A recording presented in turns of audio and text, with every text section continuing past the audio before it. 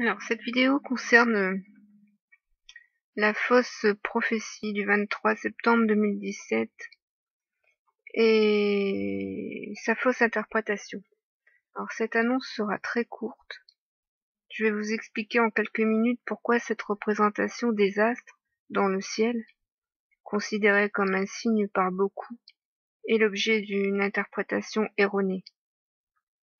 Alors, nombreux sont ceux qui prennent le verset de l'Apocalypse 12 pour couronner leur enseignement.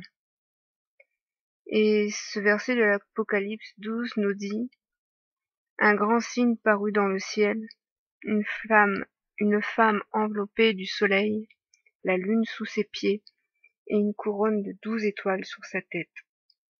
Elle était enceinte, et elle criait, étant en travail, et dans les douleurs de l'enfantement. Sachez qu'il n'est pas question ici de la Vierge Marie. La Vierge Marie est de l'idolâtrie pagano-romaine. Ce culte enfreint le deuxième commandement de Dieu. Donc ce n'est pas de la Vierge Marie dont il est question dans ce verset de l'Apocalypse, mais il est question d'Israël, notre mère, avec sa couronne, ses 12 tribus. Sachez que Israël est l'épouse de Dieu, elle est dans l'enfantement, car il faut que toute sa postérité naisse. Comme Yeshua l'a annoncé, tous doivent naître à nouveau.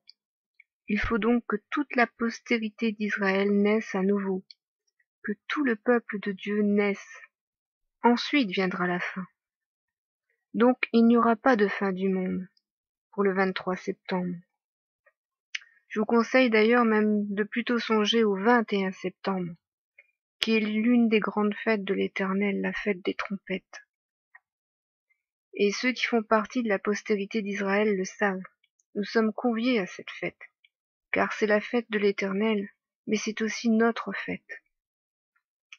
Alors sachez que cette femme qui est dans les douleurs de l'enfantement, c'est Israël, notre mère.